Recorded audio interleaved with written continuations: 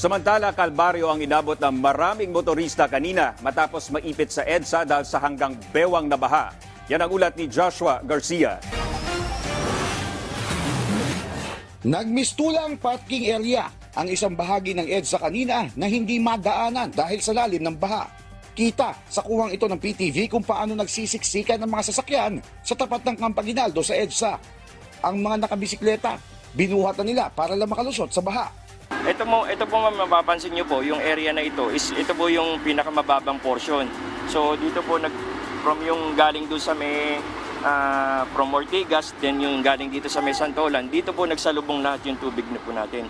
So yung yung existing na mga inlet po dito is nabarahan ng mga basura po. So natanggal naman po ng ating mga crew ngayon, so unti-unti po na bumaba na po. Bago mag-alauna ng hapon kanina, umabot pa hanggang bewang ang baha sa EDSA. Pero pagkalipas ng halos 2 oras ay bahagya itong humupa, kaya't nakadaan na ang mga sasakyan.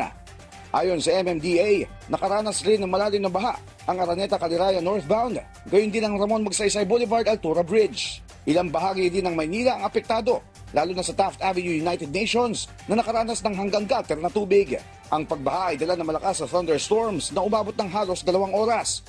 Sa huling ulat ng Pag-asa, 2 low pressure area ang inaasahang magpapalakas ng habagat at magdadala ng malalakas na ulan. Joshua Garcia, para sa Bayan.